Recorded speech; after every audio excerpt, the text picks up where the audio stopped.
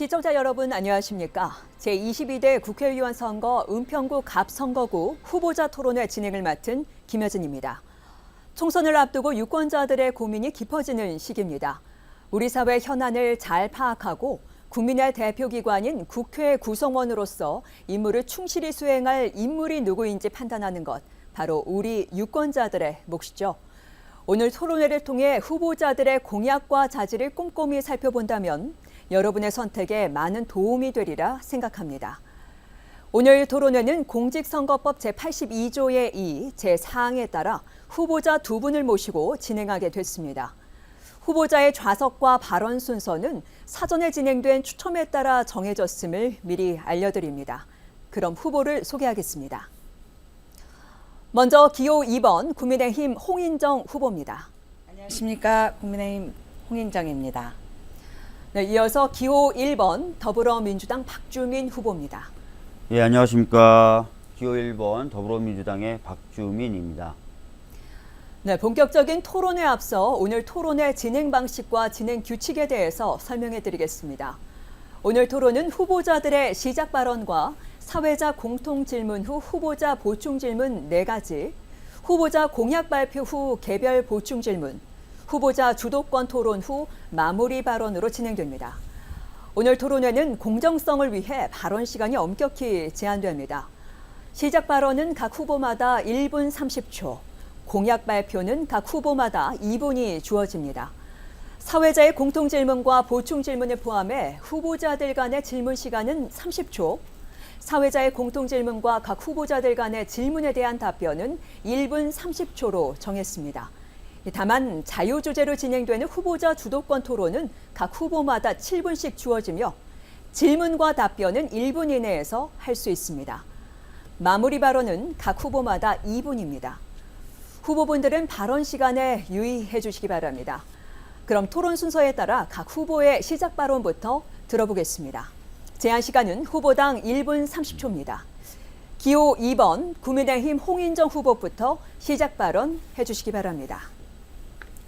존경하는 은평구 유권자 여러분, 국민의힘 국회의원 후보 은평이 최우선 홍인정입니다. 유세차 위에서 홍인정입니다 라고 인사를 드리면 창문을 내려서 화이팅! 하고 인사를 주십니다. 우리 꼬마 친구들은 인정, 인정, 홍인정 하는 로고송을 따라 부르며 졸졸 따라옵니다. 너무나 감사하고 고맙습니다. 어머님, 아버님의 응원과 지지는 은평 발전으로 보답하겠습니다. 우리 꼬마 친구들이 홍인정과 찍은 사진이 가장 좋은 추억이 될 수 있도록 만들어 드리겠습니다. 윤석열 정부 뭐하고 있냐고 답답하시죠? 대통령실 일처리가 미흡해서 쓴소리 많이 하십니다. 그래서 국민의힘에서 대책 마련했습니다. 대림시장을 찾아뵈면 상인분들이 장사가 안 된다고 깊은 한숨을 내십니다. 민생 문제 심각하다는 것 잘 알고 있습니다. 해결 방안 가지고 왔습니다. 홍인정이 은평발전 공약 야무지게 준비했습니다. 이 시간을 통해서 최대한 설명드리겠습니다. 8년 전에도 4년 전에도 지금도 은평의 모습은 똑같습니다. 그런데 앞으로 4년 후에도 지금 이대로의 은평으로 두시겠습니까? 이번에는 은평을 변화시킬 힘이 필요합니다. 발언 시간 모두 채우셨습니다. 이번에는 기호 1번 더불어민주당 박주민 후보의 시작 발언 듣겠습니다. 시간은 1분 30초입니다. 안녕하십니까. 박주민입니다. 최근 은평을 다니며 많은 주민분들을 만나고 있는데요. 만나는 주민분들마다 참 살기가 어렵다라는 하소연을 제기하셨습니다. 물가는 천정부지로 치솟고 있고요. 높은 금리 때문에 카드빚 연체율이 9년 만에 최대인 상태입니다. 이렇게 민생이 어려울 때 정부와 여당이 뭐 하나 똑부러지는 정책을 내놓는 게 없다라는 말씀도 많이 해주고 계십니다. 가장 큰 문제는 이런 무능력과 무책임이 아니라 무관심 아닐까 싶습니다. 최근 윤석열 대통령이 파 한 단 가격을 875원이고 합리적이다 이렇게 얘기하신 바가 있는데요. 굉장히 현실과 동떨어진 얘기일 뿐만 아니라 아예 서민들의 실정을 모르고 있는 것 아닌가라는 느낌마저 지울 수가 없었습니다. 뿐만 아닙니다. 윤석열 정부는 지금 독선과 오만에 빠져 있는 것 같습니다. 고위직은 아무도 책임지지 않은 12구 이태원 참사, 수사 외압 핵심 피의자를 호주 대사로 임명해서 도피성으로 해외에 출국시키는 것, 명품백 수수나 주가 조작 의혹에도 불구하고 아무런 조사나 수사가 진행되지 않는 것, 국정기조를 바꾸라, R&D 예산을 복원하라는 국민의 입을 틀어막고 있고 비판적 언론인들의 입을 틀어막기에 바쁜 정부. 이런 폭주, 무능력, 무책임, 무관심 이제 멈춰 세워야 됩니다. 은평갑 지역 구민들의 투표로 가능합니다. 꼭 정권을 심판할 수 있게 해주셨으면 좋겠습니다. 네, 시간 모두 채우셨습니다. 두 후보의 시작 발언 잘 들었습니다. 오늘 이 자리는 제22대 국회의원 선거를 앞두고 후보자의 정책과 비전, 공약을 알아보는 시간입니다. 공정한 토론 진행을 위해서 각 후보들께서는 주제에서 벗어난 발언을 하거나 허위 사실 공표, 상대 후보에 대한 인신공격 혹은 비방하는 발언은 삼가주시기 바랍니다. 토론회 중 발언 제한 시간 10초 전에는 예고의 의미로 이 앞에 보이시는 타이머 모니터가 붉은색으로 변경이 됩니다. 발언 시간을 초과한 경우에는 마이크 전원이 자동으로 꺼지게 됩니다. 또한 공직선거법을 위반하는 발언이 발생하면 사회자가 제지와 중지를 명할 수 있고 마이크를 끌 수 있음을 알려드립니다. 네, 그럼 본격적인 토론에 들어가겠습니다. 첫 번째 토론은 사회자 공통 질문인데요. 제가 드리는 질문에 두 분이 차례로 답변해 주시면 되겠습니다. 이후 각 후보의 보충 질문과 보충 답변을 들어보겠습니다. 첫 번째 공통 질문은 정치적 진영 대립과 국민의 정치 불신 극복 방안에 관한 내용입니다. 질문 드리겠습니다. 최근 우리 사회는 깊어지는 정치적 진영 대립과 사회 갈등으로 인해 어려움을 겪고 있습니다. 2022년에 미국의 대표적인 조사기관인 퓨 리서치 센터가 발표한 사회 갈등 인식조사에 따르면 19개 OECD 국가 중 한국과 미국은 당파적 갈등 인식에서 가장 높은 수준을 보였습니다. 이러한 정서적 양극화는 우리 사회 관용과 타협 같은 민주주의 가치를 위협하고 있습니다. 우리 사회의 정치적 대립과 국민의 불신을 극복하기 위한 구체적인 방안에 대해 의견을 말씀해 주시기 바랍니다. 답변 시간은 1분 30초입니다. 순서에 따라서 박주민 후보 답변부터 들어보겠습니다. 예, 지난해 한 여론조사에 따르면은 최근 정당 간의 갈등이 굉장히 심해졌다라고 평가를 하면서 그 핵심적인 책임은 대통령과 국민의 힘에 있다라는 국민이 54%로 과반을 좀 넘게 나왔습니다. 그도 그럴 것이 윤석열 정부 하에서는 야당 등 자신들에게 비판적인 세력들과는 잘 소통하지 않으려고 하고 있고 더 나아가서는 그러한 세력을 적대적으로 규정하면서 공격에 매진하는 모습들을 자주 볼 수 있었습니다. 이렇게 되다 보니까 정당 간의 협력도 사라질 뿐만 아니라 사회단체들과 정부 간의 소통도 많이 사라진 것 같습니다. 생산성이 많이 떨어졌고요. 뭐 하나 사회적인 타협을 통해서 해결되고 있는 것이 없는 것 같습니다. 더구나 더 심한 것이 무엇이냐면요. 본인들도 동의할 수 있는, 특히 여당과 정부도 동의할 수 있는 법과 정책조차도 야당이 주장한다라는 이유만으로 통과가 안 되고 있는데요. 최근에 지방 의사를 늘리는 법을 국민의힘이 통과시키겠다는 현수막을 걸기도 했습니다. 그러나 이것은 이미 저희가 주장해갖고 통과를 시켜서 법사위에 보내놓은 법이거든요. 그때는 반대했습니다. 그래서 정치가 제대로 된 역할을 지금 못 보여주고 있는데요. 이런 부분을 개선하려면 우선 정부와 여당이 야당 또는 비판적인 세력들과 대화와 소통을 하려는 자세를 견지해야 됩니다. 부디 대통령이 국정 운영 기조를 네, 좋습니다. 네, 다음은 홍인정 후보 공통 질문에 대한 답변 들어보겠습니다. 1분 30초입니다. 지금의 선거제도인 소선거제로는 지역 유권자의 50% 지지를 받지 못해도 당선이 됩니다. 승자 독식으로 좌파 우파의 진영 대립은 더 심해지고 호남, 영남의 지역에서는 지지층 외에는 관심을 둘 이유가 없어졌습니다. 반목과 갈등을 더 크게 만드는 소선구제는 유권자의 뜻을 대변하는데 한계가 분명하고 지역 발전도 더디게 만듭니다. 단점이 더 많은 소선구제는 심각한 정치불신과 지역주의 문제를 심화시킵니다. 또한 소선구제는 높은 도덕성을 요구받는 정치인이 진영 논리의 우산밑에 숨어서 정치 권력을 사유화하게 됩니다. 저 홍인정은 당선되면 선거제도 개편의 논의를 시작하겠습니다. 다양하고 더 많은 민의를 반영할 수 있는 중대선거구제로 바꾸는 데 앞장서겠습니다.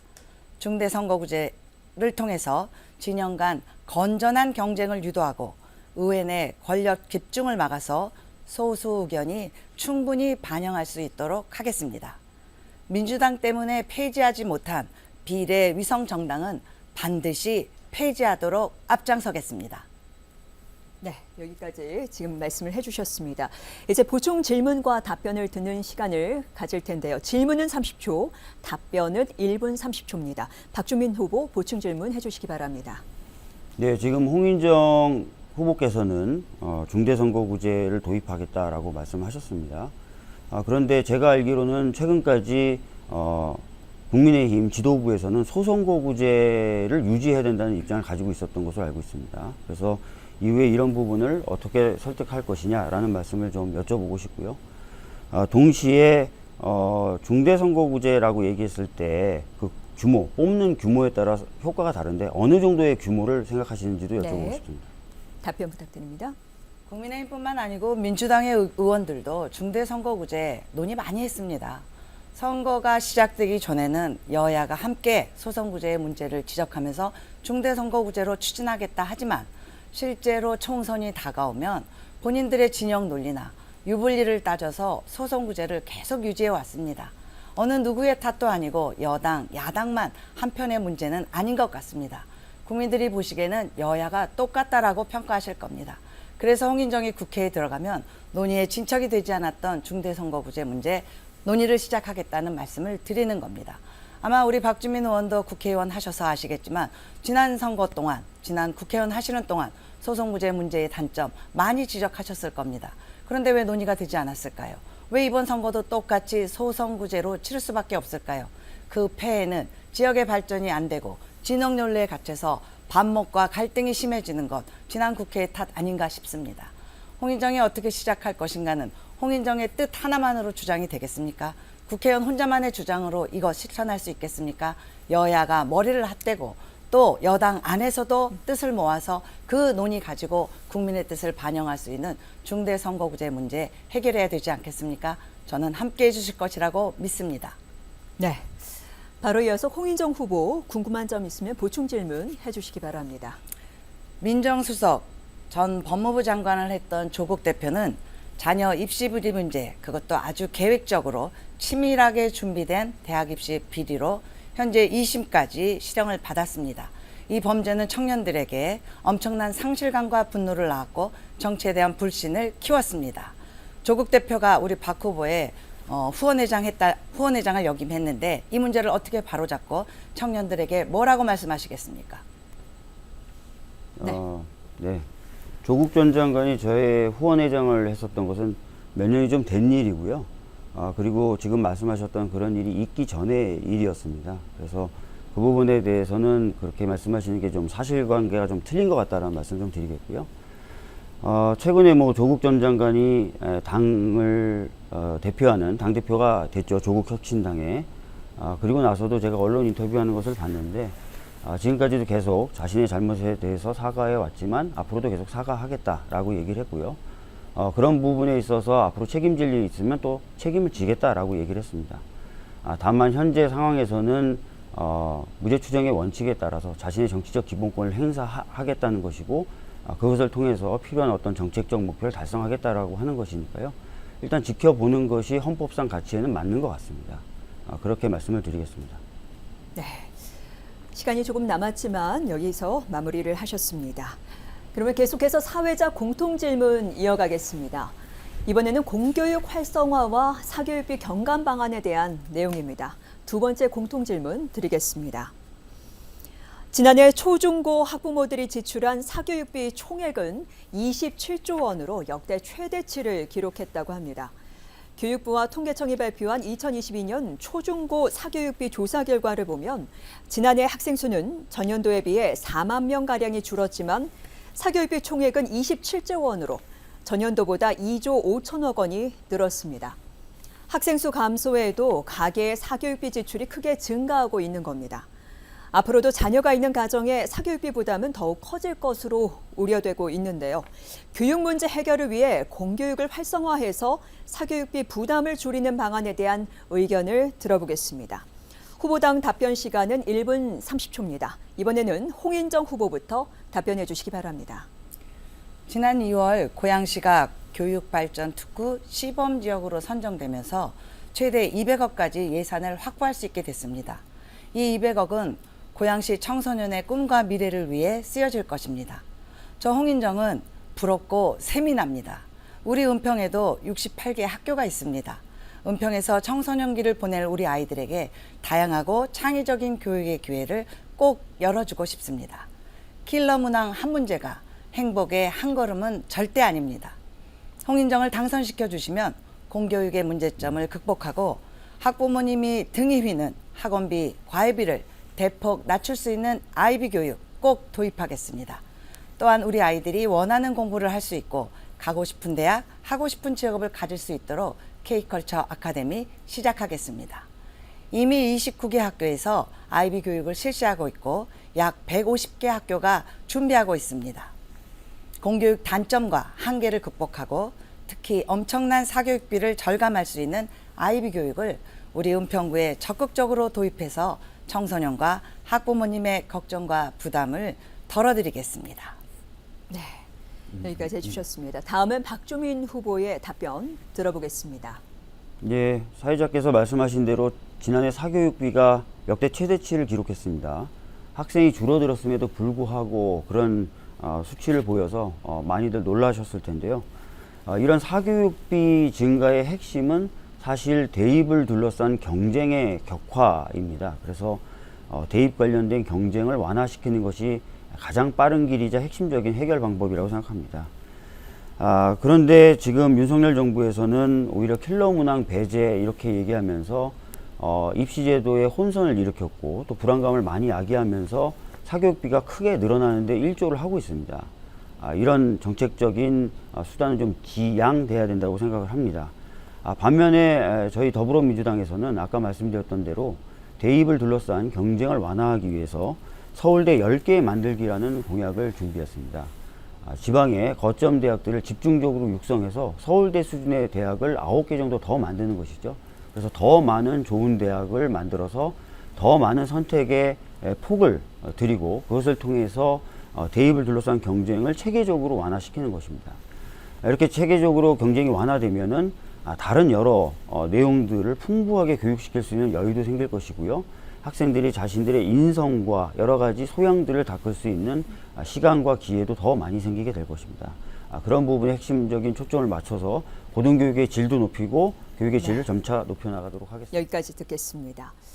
이 공교육 활성화와 사교육비 경감 방안에 대한 후 후보의 발언을 잘 들었습니다. 홍인정 후보 보충 질문 있으면 해주시기 바랍니다. 서울대학교에서는 사범대학 교수 연구팀에서 아이비 교육에 대해서 지표화하는 심층 연구를 시작했습니다. 이것은 우리나라 공교육의 문제점을 극복하고 앞으로 나아갈 방향을 제시하는 것으로 판단됩니다. 평등이란 이름으로 공교육이 획일화됐습니다. 획일화된 교육 받는 우리 아이들이 20살이 되면 갑자기 글로벌 사회에 맞춰 창의적인 인재가 되어달라고 요구받고 있습니다. 박주민 후보가 내세운 신축 그린 스마트 미래학교 무슨 학교인지 궁금합니다. 네, 답변 네, 부탁드립니다. 뭐 아시다시피 그린 스마트 학교라고 하는 것은 새로운 교육 환경에 맞춰가기 위해서 AI라든지 디지털이라든지 이런 교육이 가능한 환경으로 학교 시설을 바꾼다는 내용입니다. 특히 40년 이상 된 노후된 학교의 경우에는 사실 바뀐 교육 환경을 따라가면서 뭔가 질 높은 수준의 교육을 제공하기가 또 어렵지 않겠습니까? 안전 문제도 있고요. 그래서 주로 40년 이상 된 노후 학교들의 시설 개선을 하되 방금 말씀드렸던 그런 스마트 여러 가지 어떤 그런 기재들을 사용해서 디지털이라든지 AI에 관련된 교육 이런 내용들을 보강하고 강화할 수 있는 그런 시스템으로의 학교를 새로 만드는 그런 개념이라고 생각하시면 됩니다. 물론 이제 여기에 더해서 그 지역에 필요한 생활형 SOC도 같이 좀 결합시키는 방법들도 고민되고 있는데요. 역촌과 신사 같은 경우에 지역의 여러 체육시설이라든지 이런 것들이 부족하다는 평가가 있기 때문에 이 미래학교를 만들면서 학생들도 이용할 수 있을 뿐만 아니라 지역 주민들도 함께 이용할 수 있는 체육관이라든지 문화시설이라든지 주차장이라든지 이런 것들도 함께 포함시키는 방안을 적극적으로 검토하고 있고 준비하고 있다는 말씀까지도 덧붙여 드리도록 하겠습니다. 네, 알겠습니다. 이어서 박주민 후보 보충 질문 이어서 해주시기 바랍니다. 예, 홍인정 후보께서 사교육 경감에 대해서 내놓은 대안이 이제 K컬처 아카데미 설립 말씀하셨습니다. 근데 저희들이 이제 통계 수치 같은 것들을 좀 받아보면은 주로 사교육비를 쓰는 항목들이 뭐 영어라든지 국어라든지 사회과학이라서 과연 이제 홍인정 후보님이 내세웠던 이 공약으로 사교육비가 절감이 될 것인지 이런 부분하고 대입 입시 제도를 어떻게 바꾸면 좋을지도 말씀해 주셨으면 좋겠습니다. 네, 답변 부탁드립니다. 교육의 환경을 바꾸는 것도 중요하지만 교육의 내용, 질이 더 중요하다고 판단합니다. K컬처 아카데미는 은평구에 많은 학교가 있지만 우리 아이들의 꿈과 끼를 공교육으로 키우기에는 한계가 있다라는 문제점의 시각에서 시작을 했습니다. 아이들이 가장 원하는 거, 요즘에는 인기 유튜버 되는 거, 인플루언서 되는 거, 그런 부분에 관심이 더 많은데 그것을 양성해 줄 곳이 좀 부족하다고 판단을 했습니다. 그래서 우리는 지금까지 양성화되어 있는 유튜버들이나 연예인, 또 요즘에 트롯 가수 얼마나 열풍을 일으키고 있습니까? 은평에는 많은 연예인분들이 살고 계십니다. 그 연예인분들과 같이 K컬처 아카데미를 만들어 아이들의 꿈과 끼를 발산해 주도록 교육을 시작하고 싶습니다. 그 다음에 공교육의 문제점이 적나라하게 분석이 되고 있는데 그 부분은 봉합한 채 계속 평준화를 지향하는 공교육을 유지할 수는 없다라고 생각을 합니다. 네, 시간이 좀 많이 남았지만 여기서 답변을 줄이셨습니다. 그러면 계속해서 세 번째 공통 질문 들어가겠습니다. 이번에는 초고령화 사회를 맞아 이에 적합한 노인복지 방안에 관한 내용입니다. 질문 드리겠습니다. 유엔은 65세 이상 인구가 전체 인구에서 차지하는 비율이 20% 이상이면 초고령 사회로 분류하고 있습니다. 우리나라는 2025년에 65세 이상의 고령 인구 비율이 20%를 넘는 초고령 사회에 진입이 예상됩니다. 이는 여타의 OECD 국가들과 비교해서 매우 빠른 속도로 진행되는 건데요. 이 급격한 인구 구조 변화에 따른 노동력 감소와 의료, 사회복지 비용 부담 증가 등은 길어진 노후의 삶의 질과도 밀접하게 연관될 것으로 생각됩니다. 이 같은 초고령 사회에 대비해 지속 가능한 노인복지 정책이나 대안이 있다면 의견을 말씀해 주시기 바랍니다. 마찬가지로 답변 시간 1분 30초입니다. 먼저 박주민 후보부터 답변해 주시기 바랍니다. 예, 최근 은평구청이 조사했던 인구 통계를 보니까요. 우리 은평구의 노인 인구가 전체 인구의 20% 정도 되시더라고요. 그리고 이 노인 인구 중에 또 한 20% 정도는 경제 문제를 가장 걱정하고 계셨습니다. 그래서 노인 일자리에 대한 적극적인 발굴과 지원이 필요한 상황인데요. 이를 위해서 저는 이미 21년도에 은평 어르신 일자리 센터를 완공해서 개관을 하였습니다. 뿐만 아니라 일자리 관련된 지원 사업의 예산이 제대로 확보될 수 있도록 지속적으로 노력하고 있다는 말씀을 드리겠습니다. 그리고 경로당을 이용해서 여가 시간을 보내시는 어르신들이 굉장히 많으신데요. 사실 경로당이 굉장히 열악합니다. 특히 식사 제공이나 이런 부분들이 굉장히 열악을 해서 저희 더불어민주당에서는 주 5일 무상으로 점심을 제공해 드리겠다는 공약을 내놓고 있습니다. 운영비라든지 양곡 구입비라든지 이런 것들을 정부가 좀 더 지원을 해서 조금 더 편안하게 식사하실 수 있도록 하는 여건을 준비해 드리겠다라는 것입니다. 그리고 또 나이가 드시면서 여러 군데 아프신 경우가 있고 특히 그 중에서는 요양이 필요한 경우가 많은데 그래서 요양병원 간병비를 건강보험의 적용 대상으로 만들어서 그 부담을 덜어드려서 자녀들도 부담이 없고 어르신들도 부담이 없는 그런 노후를 즐기실 수 있도록 만들려고 하고 있습니다. 네, 좋습니다. 다음엔 홍인정 후보 답변해 주시기 바랍니다. 새벽에 폐지를 줍는 할머니는 1kg에 80원을 받습니다. 몸으로 가눌 수 없는 100kg의 폐지를 모아도 8,000원을 받기 어렵습니다. 우리 은평에는 어르신이 서울에서 4번째로 많이 계십니다. 어르신의 가장 큰 걱정은 건강과 경제입니다. 이 두 가지 큰 문제는 반드시 해결해야 합니다. 우리 부모님들이 100세까지 건강하게 모실 수 있는 100세 안심 프로그램을 도입하겠습니다. 야간에 홀로 어려움을 겪지 않으시도록 24시간 대응 가능한 돌봄 체계를 구축하겠습니다. 주중, 주말을 가리지 않고 1년 365일 하루 한 끼는 건강식으로 반드시 챙겨드리겠습니다. 경제적으로 어려운 어르신들의 생계급여가 62만 원, 기초연금 32만 원으로 신청은 94만 원까지 할 수 있지만 실제로 받는 액수는 60만 원 남짓합니다. 어르신들에게는 턱없이 부족합니다. 홍인정이 단계적으로 100만 원까지 지원하겠습니다. 저 홍인정은 이미 오세훈 시장과 함께 서울 혁신파크에 세대 공전형 주거단지도 유치했습니다. 내 부모처럼 어르신 모시는 일, 복지 전문가 홍인정이 가장 잘할 수 있습니다. 네, 좋습니다. 초고령화 사회 노인복지 방안에 대한 두 후보의 답변을 들어봤는데요.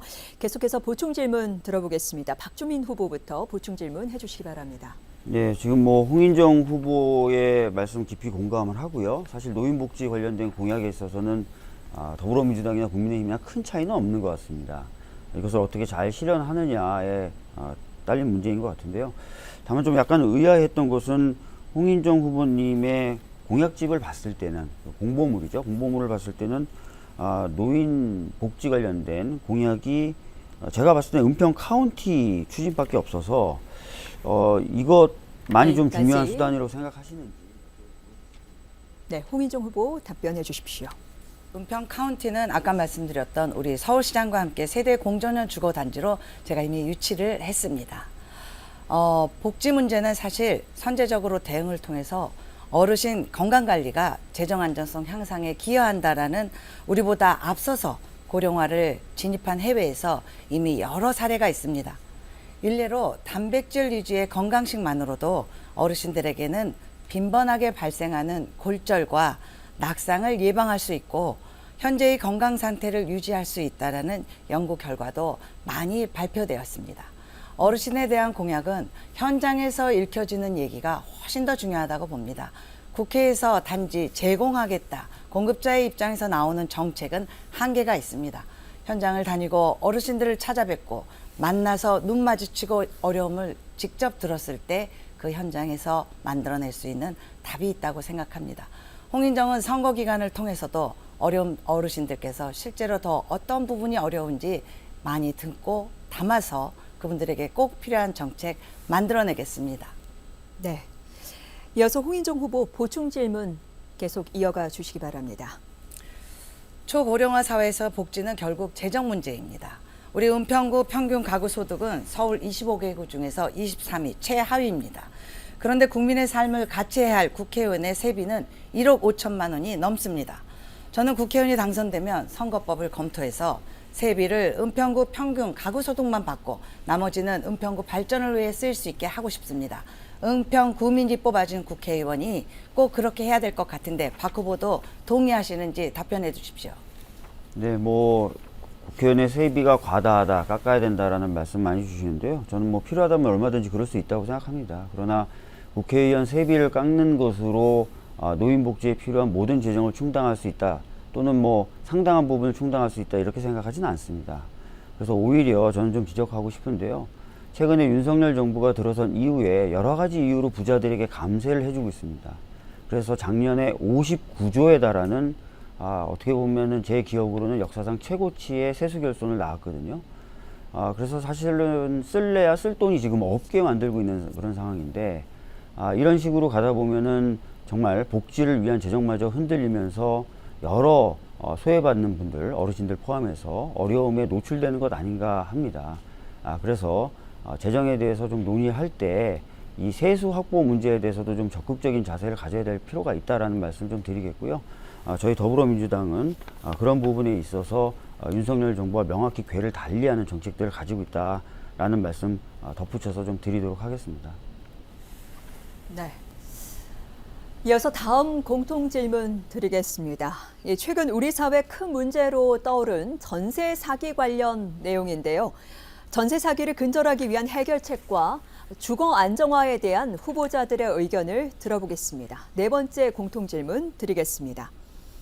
최근 전세 사기로 인해 많은 분들이 보증금을 돌려받지 못하는 피해 사례가 언론에 보도되면서 주거 불안감이 커지고 있습니다. 이런 상황은 서울의 소형 주거 공간의 월세를 크게 상승시켰고 청년과 서민층의 주거비 부담을 더욱 크게 만들고 있습니다. 특히 1인 가구 10명 가운데 4명은 월소득 20에서 30%를 월세로 내고 있는 것으로 나타나 생활고 심화가 우려됩니다. 현재 전세 제도의 문제점과 청년과 서민층의 주거 안정 개선을 위한 방안을 들어보겠습니다. 답변 시간은 1분 30초입니다. 이번에는 홍인정 후보부터 답변을 해주십시오. 전세를 구하는 사람은 등기부 등본을 꼭 확인합니다. 은행과 등기소가 연계 시스템 구축으로 대출 심사 중이라는 문구만 표시해도 전세 사기는 많이 예방할 수 있을 것 같습니다. 국민의힘에서 추진하겠습니다. 형식적 심사주의는 당연히 국회의 논의가 필요합니다. 지난 국회에서 이미 논의를 해서 피해자가 생기지 않도록 막았어야 하지 않았을까, 그런 안타까움이 있습니다. 도대체 지난 국회의원들은 뭐 하셨습니까?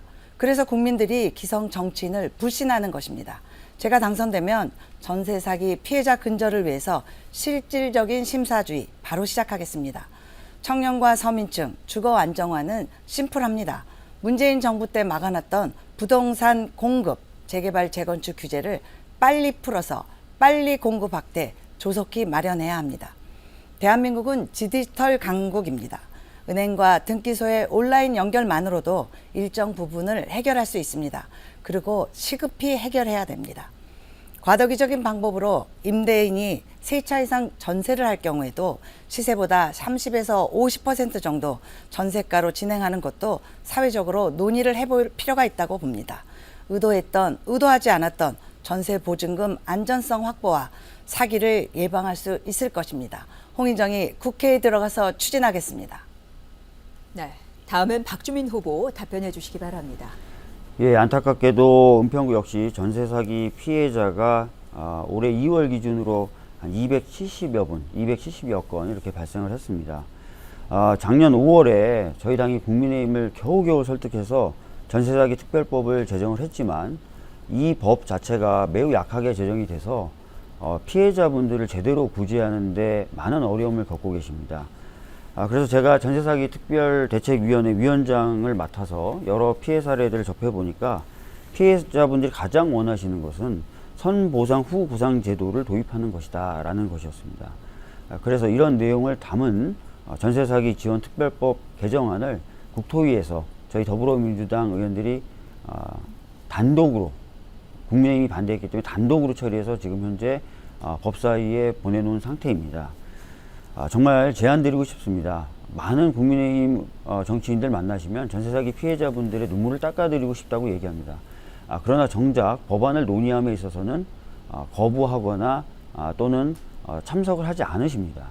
특히 아까 말씀드렸던 선보상 후구상 같은 경우에 피해자분들이 정말 간절히 원하시는 내용이거든요.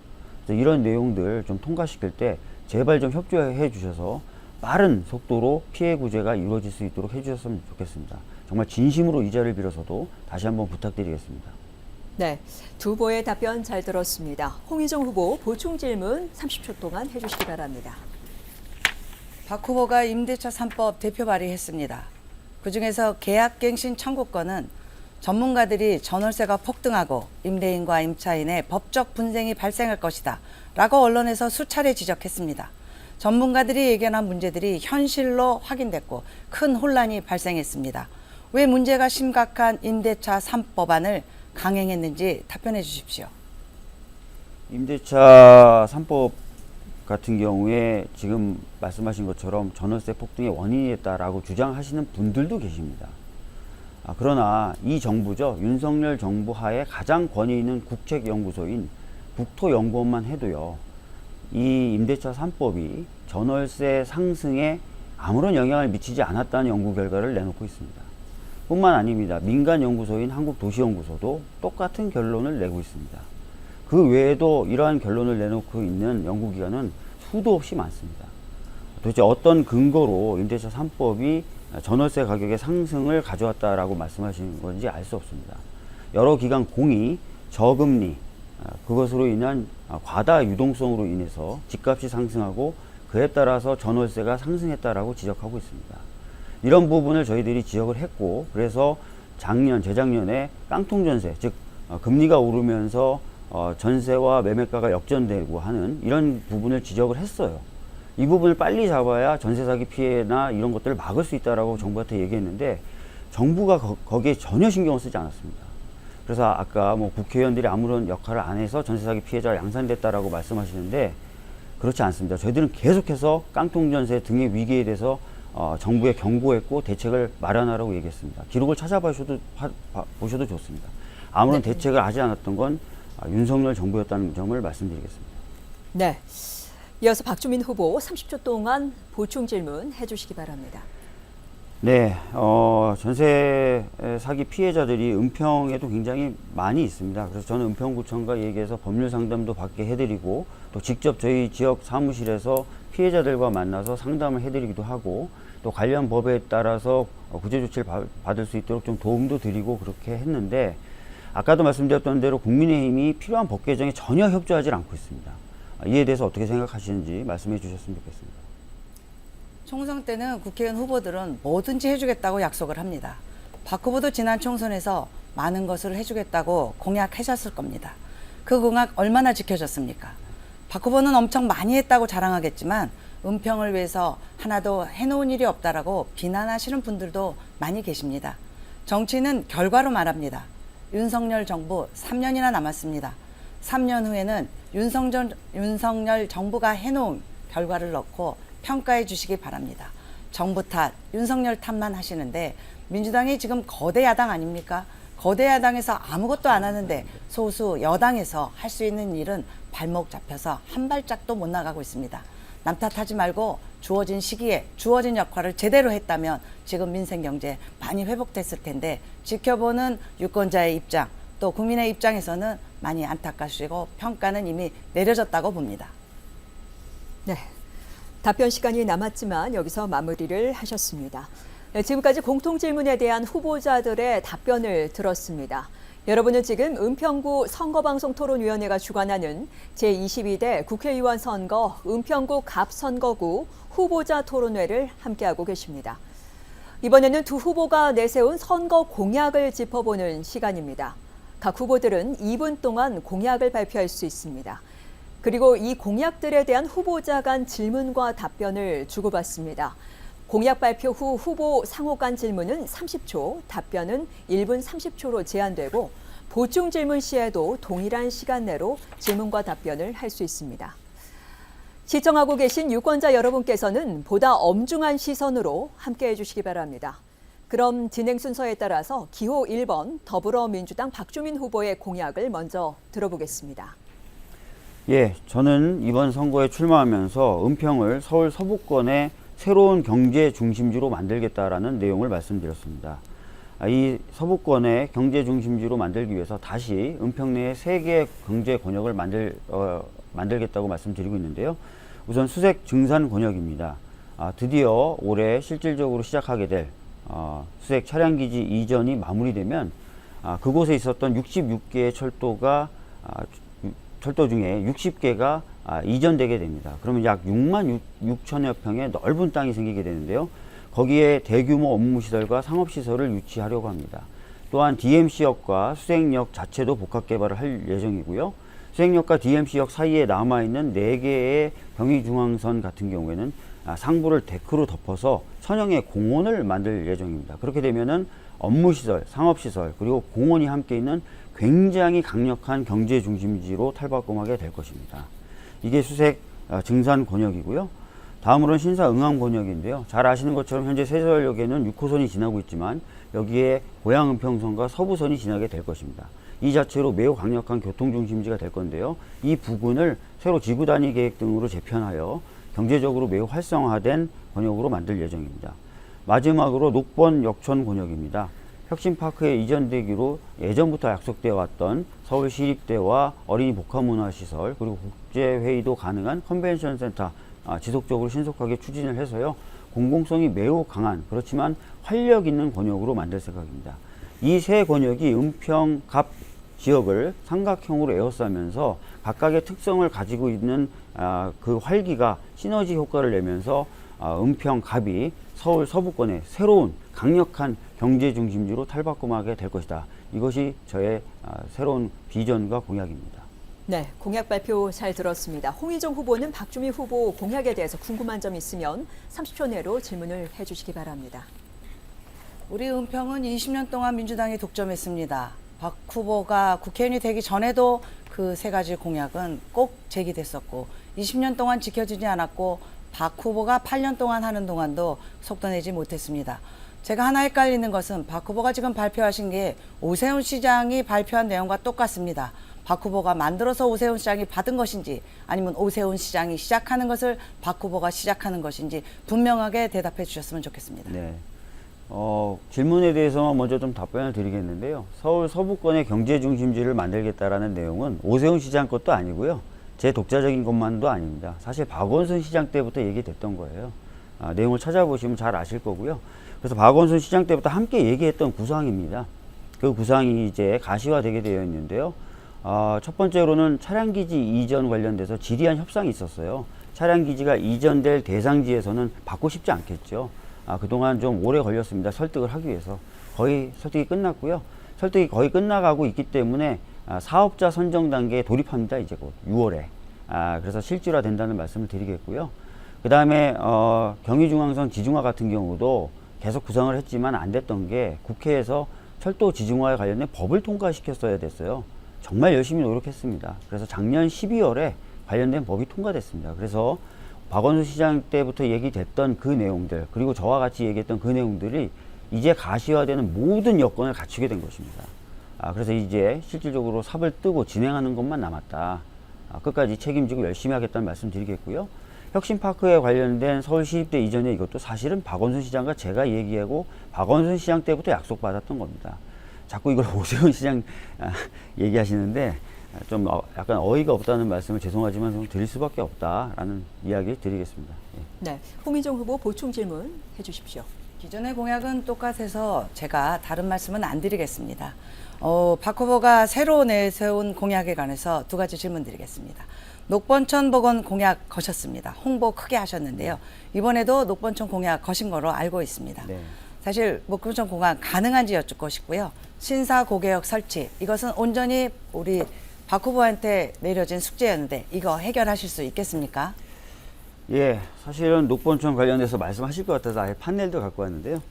박원순 시장과 제가 같이 얘기 나누고 약속받고 추진했던 겁니다. 확정이 된 사업이고요. 그래서 설계비까지 4억의 예산을 편성해서 설계하는 과정에 있었습니다. 그러나 오세훈 시장으로 시장이 바뀌었죠. 오세훈 시장이 그러면 이 사업을 반대하냐? 그렇지 않습니다. 오세훈 시장도 찬성했고 오히려 사업 규모를 2배 이상 키워서 하겠다라고 했습니다.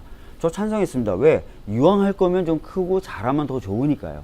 그래서 가만히 있었는데 검토해보니까 또 사업 규모를 원래대로 돌려야 되겠다라고 또 오세훈 시장이 얘기한 거예요. 그래서 오세훈 시장이 마음대로 늘렸다가 또 마음대로 줄였다가 이러면서 행정 절차가 늘릴 때 한 번, 줄일 때 한 번 이렇게 거치고 있는 것입니다. 이러다 보니까 시간이 지연되는 것이고요. 진행되고 있습니다. 재투자 심사 절차가 진행되고 있고요. 오세훈 시장도 거듭거듭 약속을 했기 때문에 박원순 시장 때부터 약속됐고 저와 함께 만들었던 이것, 비록 오세훈 시장 때 혼란은 겪고 있지만 되고 있다. 그래서 틈나면 오세훈 시장에게 자꾸 이렇게 왔다 갔다 하지 말고 빨리 좀 하자고 말씀 좀 해주셨으면 좋겠습니다. 답답합니다. 정말. 예. 네. 다음은 기호 2번 국민의힘 홍인정 후보의 공약 들어보겠습니다. 제한 시간은 마찬가지로 2분입니다. 시작해 주시죠. 우리 은평 구민 여러분, 소상공인 여러분, 민생 경제가 어려운데 대출이자 부담으로 많이 힘드신 거 잘 알고 있습니다. 홍인정이 노마진 대출 금리로 전환해서 대출이자 부담 확 줄여드리겠습니다. 국민은 세계적으로 금리 인상으로 힘든데 은행은 사상 최대의 실적이라고 합니다. 그렇다면 이 어려운 시기에 국민을 위해서 한시적으로 노마진 대출 상품을 통해 대출이자 대폭 경감하도록 유인하는 것이 정치인의 역할이라고 생각합니다. 그 역할 홍인정이 야무지게 하겠습니다. 정치인의 역할이 사회적 대타협, 대합의를 도출하는 것입니다. 은행이 전년 대비 3% 이익을 초과했다면 국민 고통 분담에 동참하기 위해서라도 사회적 대타협, 합의 도출해서 이자 낮추는 것 반드시 실현하겠습니다. 아마 우리 박 후보께서도 찬성하실 것 같은데 그 역할 같이 해줬으면 좋겠고요. 문재인 정부가 500조에 대해서 힘든 이자 부담 국민에게 계속 지울 적 없지 않겠습니까? 해결하겠습니다. 또 하나는 고금리가 낮아졌을 때, 고금리가 낮아질 때 국민들에게 직접적으로 영향을 미치는 생필품 100대 품목은 부가세를 대폭 인하하게 추진하겠습니다. 피부로 와닿는 정책, 국민이 실감하는 정책을 마련해서 고물가, 고금리의 고통에서 벗어날 수 있도록 적극적으로 신속하게 추진하겠습니다. 특히 이자 같은 경우에는 국민이 공평하게 느끼실 수 있도록 정치가 최우선적으로 앞장서야 할 것 같습니다. 네, 박주민 후보, 홍인정 후보 공약에 대한 궁금한 점이 있으시면 이제 질문을 해주시기 바랍니다. 30초입니다. 예, 오늘 말씀은 안 하셨는데요. 보니까 이제 주요 공약으로 내세우고 계신 게 메가시티 공약을 내세우셨어요. 그러면서 인터뷰를 좀 찾아보니까 고양시를 서울에 끌어들이면서 은평과 붙여서 한번 구상을 해보겠다. 뭐 경기나 경제에 활력을 넘치게 해보겠다. 이렇게 얘기를 하고 계세요. 근데 혹시 알고 계신지 모르겠는데 보통 이건 고양시에서 주장하는 내용이거든요. 서울에선 반대합니다. 특히 은평 주민들을 대상으로 한 발언 시간이 네, 여기까지입니다. 설문조사에 따른 네. 12%가 반대하는데요. 답변 부탁드리겠습니다. 고양시를 끌어들이겠다는 게 아니고요. 고양시민과 고양시장은 서울의 메가시티 추진을 찬성하고 있습니다.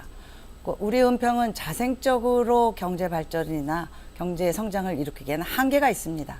그래서 고양이 은평에 서울에 편입되면 그 효과는 아까 우리 박주민 후보가 얘기한 것처럼 서북부의 경제 문화의 중심지가 될 수 있다. 그래서 그것을 여당의 힘으로 추진해서 우리 은평이 그 실이익을 받아 서북부의 경제 중심이 되겠다. 아마 박 후보와 같은 얘기일 것 같습니다. 그런 의미에서 말씀드린 것입니다.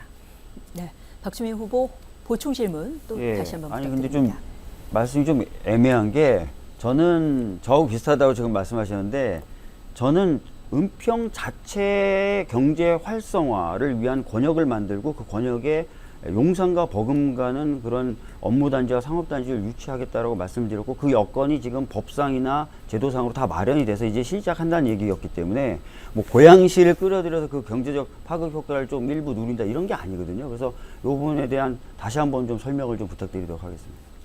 그 권역으로 설정되어 있는 부분은 우리 박 후보님 국회의원 되시기 전부터 은평구는 그 세 권역으로 나눠져 있습니다. 사실 은평구의 가장 큰 대못이 그 세 군데입니다.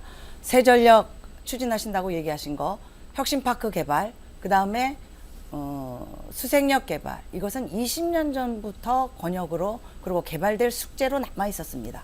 풀지 못했던 것은 노무현 대통령 때, 문재인 대통령 때, 집권 여당의 원내대표였을 때, 또 최고위원이었을 때도 못 풀어내셨습니다. 이제 여건이 노력을 하셨겠지만 오세훈 시장이 속도를 내는 것은 부인할 수 없을 것입니다. 그리고 아까 말씀하셨는데 오세훈 시장한테 졸라서 녹본촌을 가능하게 해달라.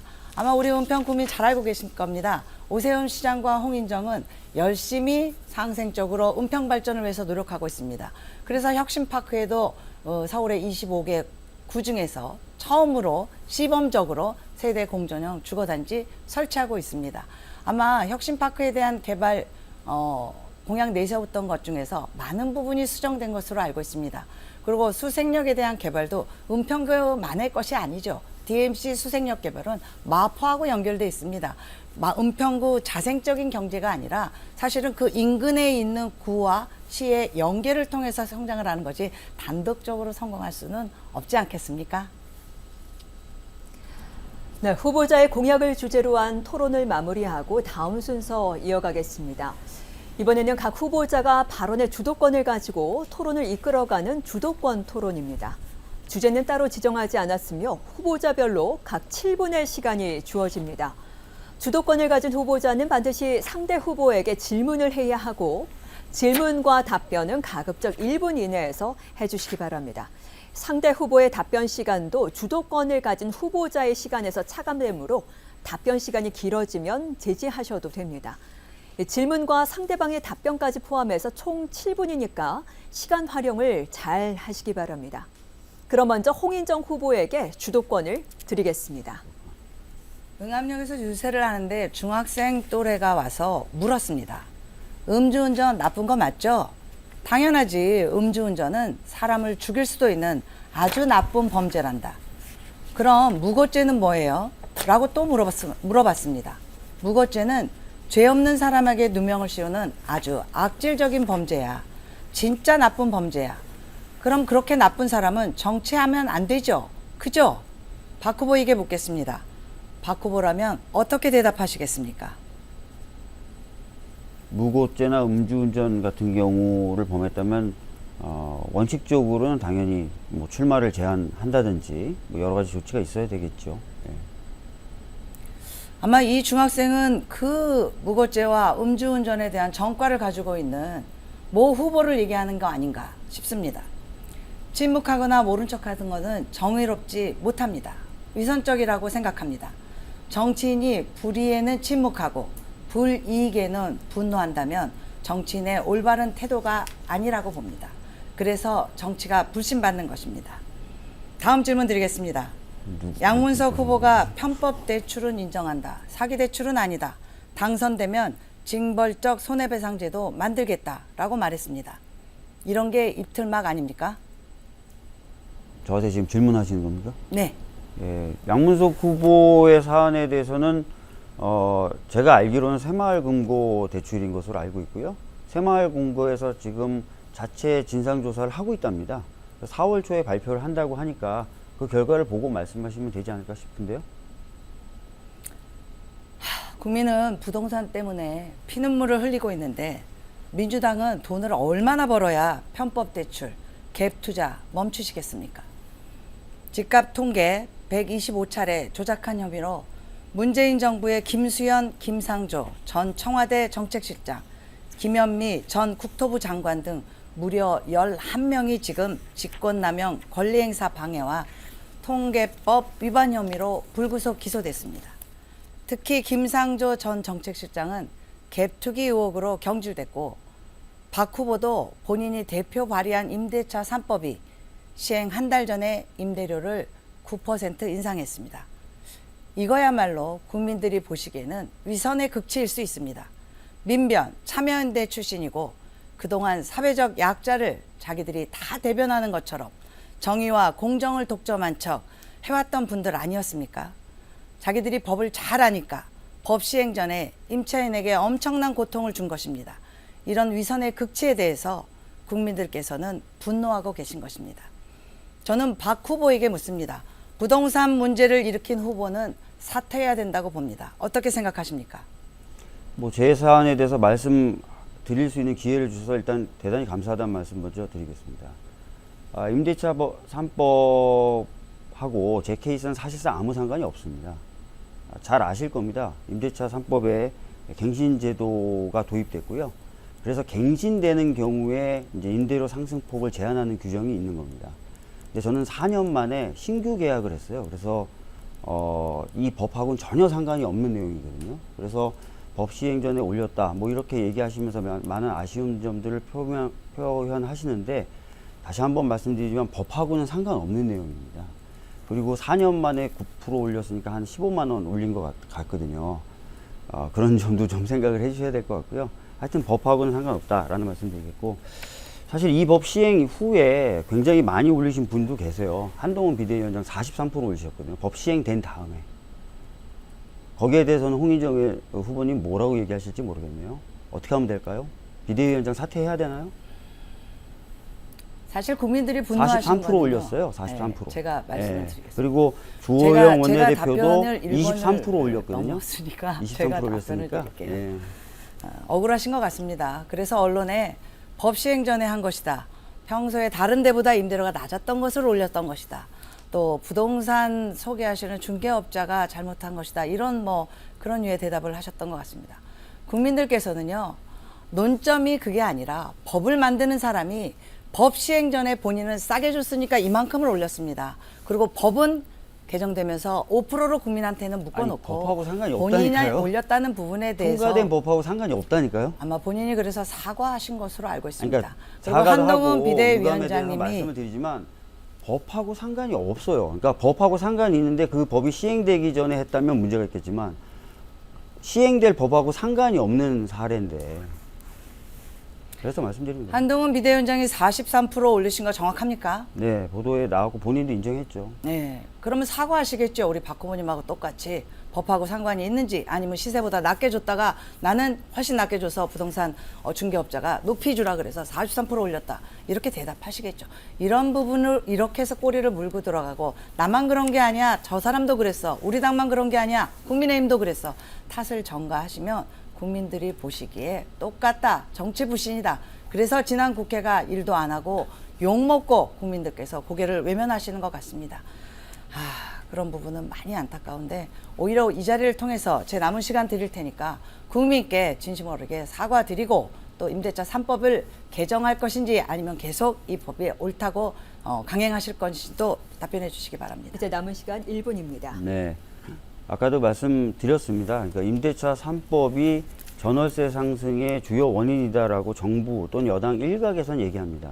그러나 정작 국책연구기관에서는 전혀 다른 결론을 내놓고 있고요.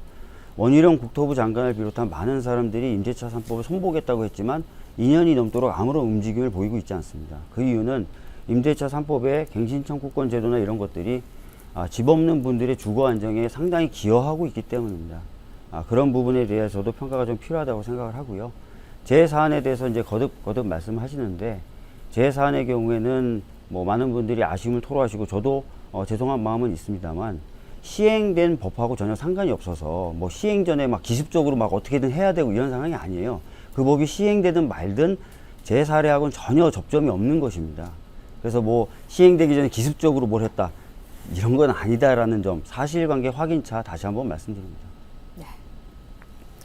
네, 다시 한번 말씀드리지만 주도권 토론은 자신의 발언과 상대방의 발언까지 포함해서 7분입니다. 두 분 발언 시간 지켜주셔서 감사합니다. 다음은 주도권은 박주민 후보에게 드리겠습니다. 7분 동안 토론을 진행해 주십시오. 뭐 저도 좀 저를 위한 얘기를 좀 해야 될 것 같은데요. 홍의정 후보님이 현수막이라든지 뭐 영상 등을 통해서 민주당 한 게 뭐냐 이런 말씀 워낙 많이 하셔서 이 부분에 대해서 조금 말씀을 드리다가 또 홍의정 후보에게 질문도 드리고 이렇게 하겠습니다. 서부선 같은 경우에 잘 아시겠지만 제가 8년 전에 왔을 때는 사실상 사업이 무산되는 것 아니냐는 얘기가 있었어요.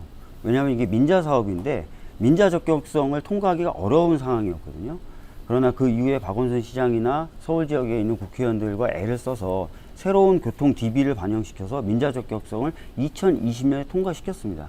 그때 제가 지역 국민들에게 말씀드렸어요. 이제 서부선이 무산된다 만다 얘기하실 필요 없다. 이제 무조건 사업은 간다. 라는 말씀을 드렸고요. 지금 실시 협약을 두산중공업과 하기에 직전입니다. 실시 협약 하게 되면 착공이 곧 임박해 있기 때문에 조금 있으면 삽뜨는 모습도 보실 수 있을 것이다 라는 말씀을 드리겠습니다. 두 번째로 신사고개역 신설인데요. 많은 분들이 이제 이게 굉장히 오래된 사업이라고 생각하시는데 맞긴 맞는데 또 틀린 부분이 있습니다. 무슨 얘기냐면 처음에 신사고개역이 얘기됐던 건 서부선의 하나의 역을 저 위로 올려서 즉 세전력이 아니라 하나 더 위로 올려서 신사고개역을 만들자는 얘기였어요. 그게 제가 처음 왔을 때 나왔던 얘기인데 그건 좀 안 되는 걸로 정리가 돼서 서부선은 이대로 가는 것으로 정리됐고 약 2년 전인가요? 그 당시에 지방자치 선거가 있을 때부터 본격적으로 고양 은평선의 신사고개역을 만들자라고 얘기가 나온 거니까 사실상 이 개념은 비교적 새로 나온 겁니다. 그때 아마 많은 의원 후보나 자치단체 후보들이 공약을 했던 것 같습니다. 근데 제가 정작 경기도에 보고를 받았더니 기본계획을 수립하기 위한 기본 영역에 신사고개역 자체가 빠져 있더라고요. 제가 깜짝 놀랐어요. 그래서 왜냐면 그 당시 워낙 지방자치 후보들이 많이 얘기했던 거라서 제가 챙겨본다고 제가 챙겨봤는데 그래서 경기도 팀하고 얘기를 해서 이것을 기본 계획 수립을 위한 용역에는 제가 추가를 시켰습니다. 다만 그 용역 결과에 따르면 신사고개역을 설치하면 표정속도에 문제가 생긴다는 결론이 나왔어요. 그래서 또 경기도하고 얘기했더니 경기도에서는 그러면 객관적으로 신뢰할 수 있는 별도의 데이터를 즉 신사고개역이 설치돼도 표정속도에는 문제가 없는 데이터를 가지고 오면 검토해서 반영하겠다는 답을 줘서 지금 구청하고 이 별도의 데이터를 만들어내는 용역 관련된 협의를 진행 중이고요.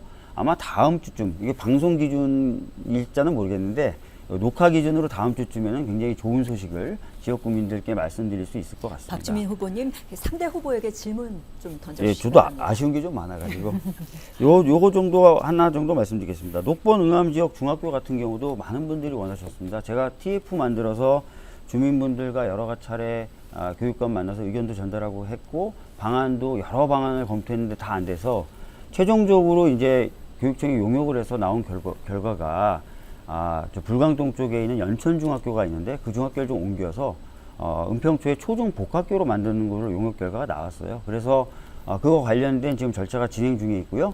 4월에 학부모님들 대상으로 한 심층 인터뷰, 그리고 5월과 6월에 학부모님들을 대상으로 한 경청회와 설문조사가 진행됩니다.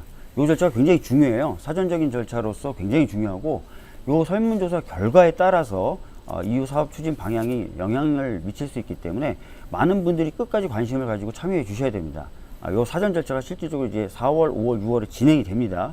이미 용역업체까지 다 선정이 됐고, 용역업체가 주민대표들과의 면담 자리도 제가 얼마 전에 만들었어요. 그러니까 꼭 설문조사나 경청에 관심을 가져주셨으면 좋겠다는 광고도 이 자리에서 조금 드립니다. 여러분들의 관심이 필요하기 때문에 그래요. 등등등 많은 사업들이 비록 이제 삽뜨는 모습이 안 보인다 이래서 아쉬움을 표하는데, 여러 가지 행정적인 절차들이 꾸준하게 진행이 되고 있고, 꾸준하게 제가 땀 흘려서 관리를 하고 있다는 겁니다. 그런 부분 좀 말씀드리겠고요. 홍인정 후보님께는 이런 말씀을 좀 드리고 싶어요. 지금 최근에 보면은 지역 주민들이 2번 후보로부터 얘기 들었는데 신사고 개혁 안 된다더라. 또 2번 후보로부터 들었는데 녹번천 안 된다더라. 이런 얘기들을 하세요. 특히 어제 지하철역에서도 한 분이 저를 붙잡고 2번 후보 쪽으로부터 얘기를 들었는데 그러냐. 그래서 그렇지 않습니다. 지금 다 행정 절차 진행되고 있고요. 오히려 뭐 아까 말씀드린 대로 녹번천의 경우 규모가 늘었다 줄었다 오세훈시장 이렇게 하면서 시간이 더 걸리고 있는 거고, 그런 얘기를 좀 말씀을 좀 드렸었는데, 현재 이제 선거운동도 중요한데 잘못된 정보가 많이 유출되고 또 그것에 의해서 지역 주민들이 영향을 받으면 안 되지 않습니까? 그래서 그런 부분에 대해서 어떻게 생각하시는지 말씀을 좀 해주셨으면 좋겠습니다. 7분 중에 5분을 쓰셨으니까 2분은 제가 답변 드려도 되겠죠? 예, 동의해 주시면 답변 드리겠습니다. 녹번천 서울시장이 줄였다 늘렸다 하신다는데, 홍인정 오세훈 씨하고 많이 친합니다. 홍인정이 부탁드리면 오세훈 시장이 적극 검토하시는 그런 거 아마 우리 국민께서 잘 알고 계실 겁니다. 녹번천에 정말 필요하고 그 예산이 필요하다면 홍인정이 야무지게 챙겨오겠습니다. 홍인정 후보 측에서 녹번천 안 된다 그런 말씀 드린 적 없습니다. 어려운 사업이지만 이 사업이 우리 은평 국민에게 필요하다 그러면 홍인정이 오세훈 시장 찾아뵙고 야무지게 챙겨오겠습니다. 신사고개역은 신사고개역 추진에 대해서는 정말 드릴 말씀이 맞지만 간단하게 말씀드리면 제 공보물에 나와 있습니다. 오세훈 시장께 신사 1, 2동의 신사고개역 추진 투쟁본부 위원님들 제가 모시고 가서 시장님을 뵙게 했습니다. 탄원서 들고 갔고 본인들이 준비하신 모든 자료를 시장님께 직접 전달하는 자리를 마련했습니다. 그것은 제 약속이었습니다. 경선되기 전에 박주민 후보 국회의원의 얘기는 못 믿겠다. 남았습니다. 홍인정이 이 약속 지킬 수 있느냐 물어보셔서 홍인정의 후보의 얘기는 믿으시겠습니까? 그럼 시장님께 직접 모시고 가서 직접 말씀드리고 시장님의 얘기를 들으십시오라고 했고 3월 7일 모시고 가서 그분들과 함께 그 자리 마련해서 사진까지 찍었습니다. 서울 신사고개역에 대한 부분은 우리 시장님과 또 경기도의 도지사님과 이 은평갑에 새롭게 탄생할 국회의원이 손잡고 해야 될 일입니다. 홍인정이 그 숙제 해내겠습니다. 또 하나는 서부선과 여러 가지 숙제들에 대해서 우리 박주민 후보께서 많은 일을 하셨다고 오늘은 피켓까지 준비해 오셨는데 4년 전에는 사실 아무런 자료를 준비 안 해 오셨는데 억울하셨던 것 같습니다. 그동안 수고 많이 하셨습니다. 진척된 일의 다음 단계는 홍인정이 완성하겠습니다. 네, 박주민 후보자까지 자유 주제에 대한 주도권 토론을 모두 마쳤습니다. 열띤 토론을 펼쳐주신 두 후보자 모두 수고 많으셨습니다. 네, 제22대 국회의원 선거 은평구 갑 선거구 후보자 토론회 끝으로 각 후보자에게 2분씩 마무리 발언 기회를 드리겠습니다. 이번에도 정해진 순서에 따라 진행하겠습니다. 기호 1번 더불어민주당 박주민 후보 마무리 발언 해주십시오. 예, 은평갑 주민 여러분, 지금까지 저 박주민에게 많은 지지와 성원을 보내주셨습니다. 정말 감사드립니다. 그 덕분에 저는 국회와 은평에서 여러 가지 일을 할 수 있었습니다. 그리고 나름의 성과도 낼 수 있었습니다. 15년간 답보 상태였던 서부선 가시화시켰고요. 세전력 같은 경우에는 3개의 지하철 노선이 만나는 초역세권이 될 것입니다. 그리고 수십 년간 진행되지 않았던 수색 차량기지 이전도 이제 사업자 선정 단계에 들어가게 되었습니다. 서울혁신파크 아까 말씀드렸고요. 녹번천복원도 사업 규모가 왔다 갔다 하느라고 시간이 좀 걸렸지만 잘 진행되고 있다는 말씀드리겠습니다. 녹번 응암 지역의 중학교 신설도 실질적인 절차 이제 진행이 되고 있고 또 진행이 될 것입니다. 모든 사업들 차질 없이 진행되기 위해서는 3선의 유능함과 강함이 필요합니다. 저 박주민 다시 한번 지지해 주신다면 보다 강력한 힘과 유능함으로 지역의 수건 사업을 비롯한 여러 가지 사업을 신속하고 확실하게 책임지겠다는 말씀을 드리겠습니다. 또한 현재 정부의 국정 운영 기조에 대해서도 좀 말씀을 드려야 될 것 같습니다. 아까도 말씀드린 것처럼 현재 정부는 경제나 민생에 대해서 너무나 무능력하고 무책임한 모습을 보여주고 있습니다. 이러한 상황을 그대로 방관한다면 우리의 경제가, 우리의 민생이 어떻게 될지 정말 불안하고 걱정이 많습니다. 이럴 때일수록 정부와 여당이 정책적 기조를 바꾸도록 투표가 이루어져야 됩니다. 4월 10일 정부로 하여금 그리고 여당으로 하여금 서민의 고통과 아픔 그리고 국민의 어려움을 좀 더 챙기고 경제와 민생을 살리기 위해서 좀 더 노력하도록 만드는 투표가 필요합니다. 그래서 이번 4월 10일에는 여당보다는 야당에게 힘을 실어주시는 투표를 해주셨으면 좋겠습니다. 특히 4월 5일과 6일에는 사전선거가 있으니까 본투표 날에 투표하시기 어려운 분들은 꼭 이때라도 투표해 주셨으면 좋겠습니다. 감사합니다.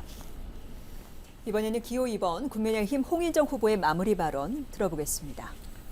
문재인 정부 초기 GDP 대비 가계부채율이 88%에서 105%까지 증가했습니다.